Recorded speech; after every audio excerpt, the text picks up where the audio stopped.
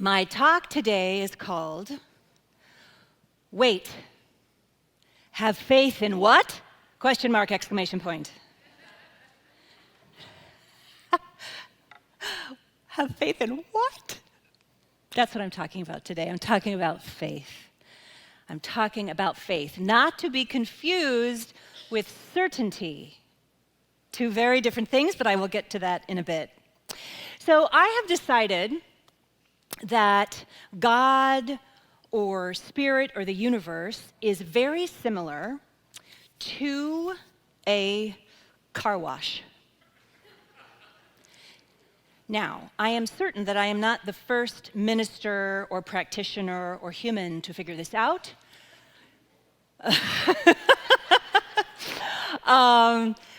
And I had quite the epiphany last week.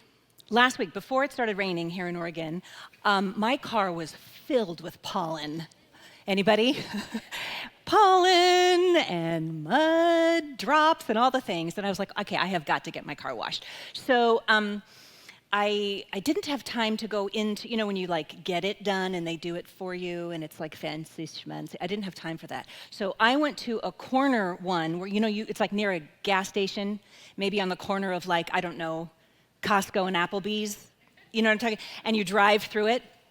All right, so I went up to the car wash and I look up and I see that I have three choices. I can get the massive car wash, I can get the medium, I can get the light. So as we do, we decide which one we're gonna get, right? Which one we're gonna order. And then we proceed forward. And there is always inevitably a person who works there who is sort of like guiding us on the track. Shannon Eileen, move it, girl. So I get that, and then they pull out a paddle, and the paddle says, proceed forward. Okay, I'm entering the cave of the car wash. In I go, and then they flip the paddle, the ping pong paddle, and it says, put gear in neutral. And I'm like, okay, put it in neutral. And then it says, take foot off the brake. Okay, there's a car in front of me, but all right. I take the foot off the brake, and then it says, take your hands off the wheel. And I'm like, Jesus, take the wheel. Or Buddha, take the wheel. Or for the love of Ruth Bader Ginsburg, take the wheel. See what I did there? Okay, so then you proceed into the car wash, this dark place. And it's all about having trust and faith that the mechanics are all going to work, that all the things that are supposed to work are going to work, right? You're in there, you're in the little cave. I actually turned off my radio because I was like, I just need to be with this for a minute. This huge spongy thing comes crashing down on your car, and it's like, oh my gosh, and it's swashing all the suds around. And then you proceed even further, and there's all these lights blinking and all these things happening, and then this sort of rain shower happens, and I'm looking behind, making sure that I rolled up my windows and everything's okay. So tons of water pelting down on the car, and then I keep going, and then of course the dryer comes, and starts to dry everything. And I think, oh, I'm almost there. I'm almost there. And then it just proceeds, and somehow the mechanics all work, and it just kind of, and you're out of the car wash, into the bright light of the day. And if you have time, you can actually help things along and pull over, because they have the vacuums. You put in quarters and you vacuum even more. Maybe get a cloth and dust off any of the remaining drops, doing your part, right? So this led me to consider, how many times are we going through a car wash, so to speak, an opportunity, if you will, for healing, for clearing, and we refuse to put the car or ourselves in neutral? We can't seem to take our foot off the brake, because we have to do it all. Or the idea of taking our hands off the wheel is just really hard. Anybody? Just me? Anyone? Yeah, okay, all right. So this week, I taught our Practitioner 2 class. It was such a joy. And we were reminded in that class that we are always being held with a capital H. We are always, no matter where we are, whatever car wash we're in, we're always being held. We may feel alone or that we have to do it all, but that is just not the case. Mark Nepo talks about this. He wrote, "If we want to be held, we have to behold. If we want to be held, we have to behold." This is a beautiful word, behold. It appears in the King James Bible 1,298 times. It's an important word. In both Hebrew and Greek, the word behold translates to be sure to see. Be sure to see. The other original meaning of the word behold is to belong. So in order to feel and know that, of course, we are being held by love itself through every nanosecond of our lives, we must know, we must be sure to see that we belong to divinity, that we belong to God or Spirit, and God, Spirit, Source, quantum consciousness belongs to us. And this brings the process of surrender and trust and faith. And then, when we remember this truth that we are being held, that we belong to that which is holding us, we can let go of the wheel and be carried through any kind of challenge or darkness or healing or clearing process. And it's an ongoing process. So a beloved and very wise congregant, I told them I would say that, asked me the most fantastic question last week. I get great questions from y'all, just so you know. And I have their permission to mention this to you. And it was such a great question. I chewed on it for quite some time, for a couple days. They said to me, you know, we've been in this community for a really long time. We've been in this teaching a really long time. We raised our kids here, and that was really important for us. And by the way, we also raised our kids in this teaching, which was such a blessing. Oh my word, such a blessing. So that's a lot of ways sometimes families find us because of our loving and compassionate spiritual tradition.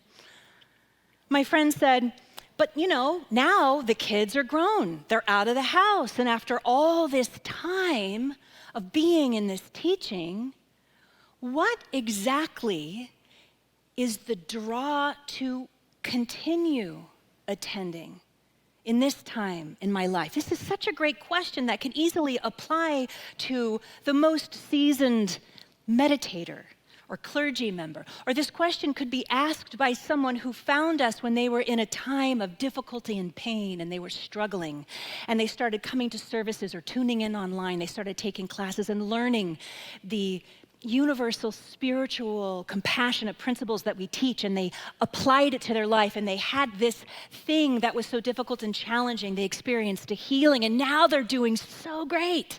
So why keep coming? This question could be applied to someone who's grown up in this teaching and is like, well, I know all this stuff.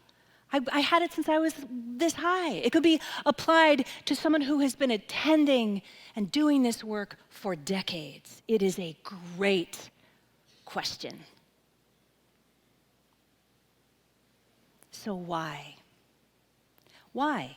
Why should anyone really attend, if you think about it, a church or a synagogue or a mosque or a temple or a conscious spiritual community like ours? Why? According to a longitudinal study by the folks at Harvard, those fancy folks at Harvard, they found that people who attend religious or spiritual, there's a difference, we are spiritual, services at least weekly. Are you ready for this? Oh my goodness. So there's all kinds of benefits, but I want to highlight this one. It included a 25 to 35% reduced mortality rate over 10 to 15 years. I was like, what? We're going to live longer. How great is that? And according to the Pew Research Center, people who regularly attend religious or spiritual services have a greater experience of happiness and contentment in their life. They have a heightened experience of fulfillment and connection in their life. The author Mary Piper, wonderful author Mary Piper, wrote, "We all age, but we don't all grow." Oh, there's some truth. We all age, but we don't all grow. We keep coming back. I keep coming back to continue to grow spiritually, to remember, and I know I forget sometimes, just how held we truly are. I don't care how long you have been in this teaching, all of us forget sometimes how we are continuously held by the divine. And here is the thing: real spiritual growth isn't shiny. It isn't Instagram ready. It doesn't always look or feel like the car wash on the corner of Costco and Applebee's. It can often be quieter, smaller. Spiritual growth typically comes in starts and stops because it takes time to integrate. So unless you are joining a monastery, and even then, perhaps, spiritual growth happens in increments between folding the laundry and celebrating milestones and being in the depths of grief. It happens in community. You know, when we reopened after the pandemic, we knew we had to consciously create an online community as well as in person, because us humans, we grow in community. We grow together. Spiritual growth is heightened and quickened when it is done where 2 or 3 or more are gathered. Nothing about spiritual growth is gimmicky or flashy or particularly attention-grabbing. Of course, you know, we all up here, we do our very best on Sundays and in classes to keep you engaged and interested and inspired. However, like anything we learn in life, to integrate, to embody spiritual growth, it requires time and daily practice. None of us that I know of walk on water yet. It is a daily, lifelong, glorious journey, this spiritual growth that we are all called into. It reminds me of the wonderful 12-step wisdom. Keep coming back. It works if you work it. This is absolutely true of spiritual growth. So, wait. Have faith in what? Question mark, exclamation point. Could also mean having faith in your ability to continue growing spiritually throughout all the ebbs and flows and kids and pets and relationships and retirements and ups and downs of your lifetime. Spiritual growth and the importance of it has been around for millennia for a reason. In Peter, in the Christian Bible, it says, grow in the grace and knowledge of God. We gather together here and in person and online with our kindred spirits. All of us together together on this journey in support of ourselves and each other. Speaking of gathering together, we had such a beautiful Seder this past Friday. It was so lovely to be together, to learn together, to grow together in that experience. Thank you again, Joan Lubar. Thank you, dear heart. In addition to Passover this week is also the Celtic holiday called Beltane. Spirituality has been infused in our DNA for millennia. Beltane is celebrated, depending on where you live in the world, either on April 30th or May 1st, and it's halfway between the spring equinox and the summer solstice. That's where we are right now, this week. And Beltane is a celebration of spring.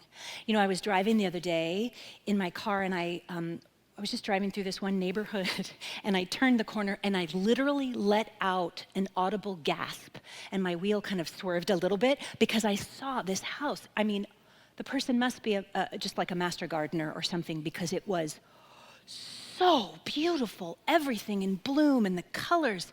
I had to pull over for a second and just take in the beauty. Are you all feeling that here and wherever you are in the world? It's astoundingly beautiful this time of year. Beltane celebrates this. And it is also the celebration of light and growth. The ancient Celts would light a huge, huge bonfire, and they would adorn themselves in fresh flowers, and they would dance around a maypole. Beltane reminds us that no matter how challenging or difficult winter has been, spring is always promised to us. Growth is always happening. This time of year, Mother Nature reminds us that we get to have faith and celebrate growth and the blossoming of things, including whatever stage of life you are in your own blossoming. So this naturally begs the question for you to consider. What is it in your own life that you would like to grow right now? What is it in your own life that you would like to bring forth or to blossom? It'll be different for everyone. So the first thing to do in this is to choose a very specific intention for yourself. My students in our 7 Spiritual Laws class are studying this right now. It's such a powerful metaphysical teaching. We understand that anything that you want to bring forth or manifest in your life is always, the first step that is required is setting an intention. Always setting an intention. That is where we begin, being definite with the infinite and getting really clear on your intention is key.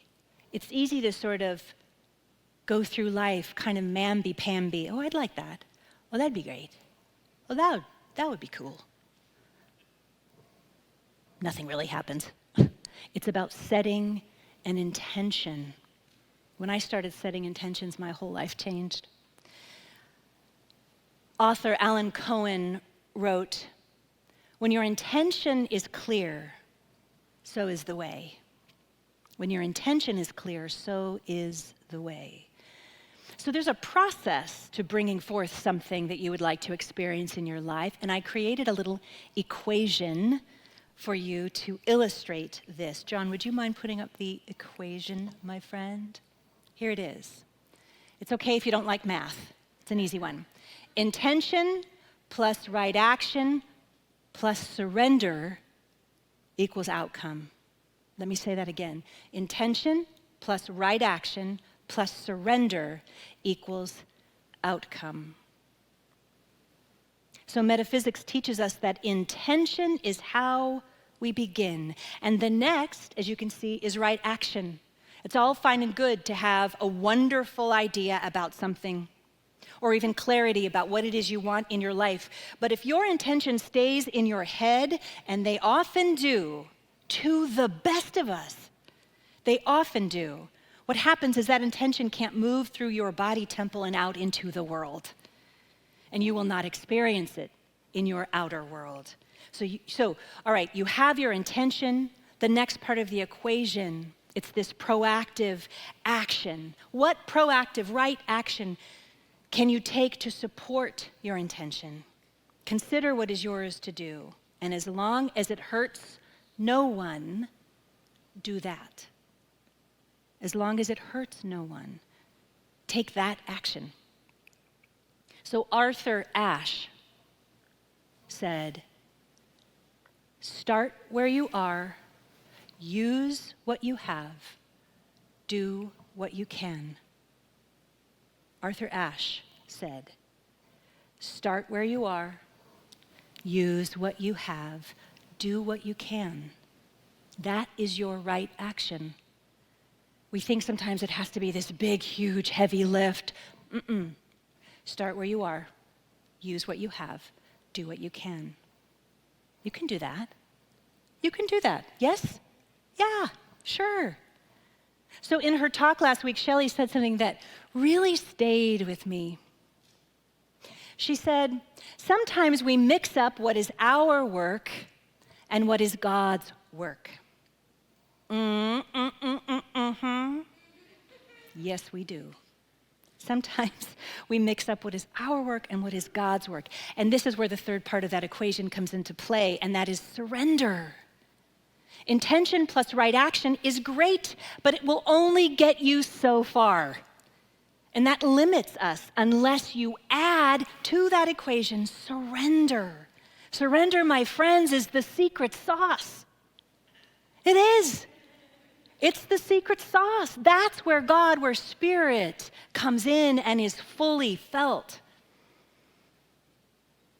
Surrender is the car wash.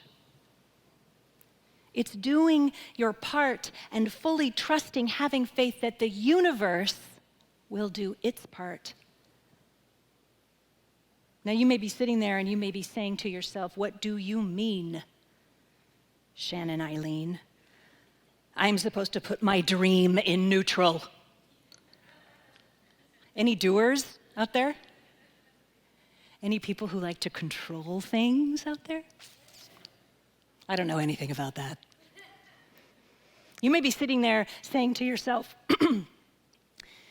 Shannon Eileen, what do you mean I am supposed to let go of the wheel that I am gripping so tightly? What do you mean I need to release my need to micromanage my miracles?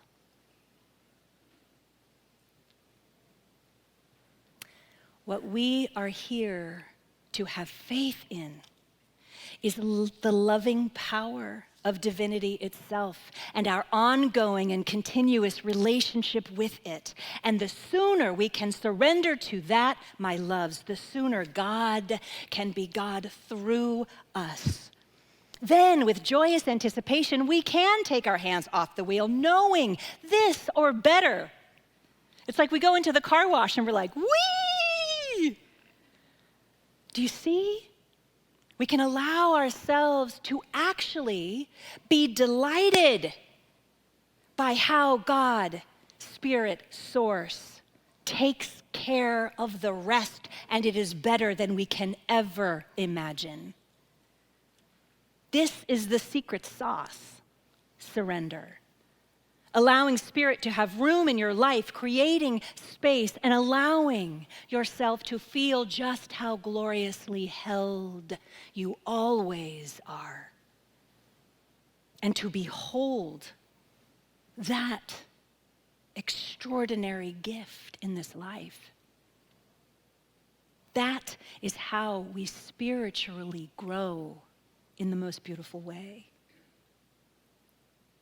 To not take it all so seriously. There's a poem by Hafiz or Hafez, depending where in the world you live. It's called Tripping Over Joy. He wrote, "What is the difference between your experience of existence and that of a saint? The saint knows that the spiritual path is a sublime chess game with God, and that the beloved has just made such a fantastic move, that the saint is now continually tripping over joy and bursting out in laughter and saying, 'I surrender.' Whereas, my dear, I am afraid you still think you have 1,000 serious moves.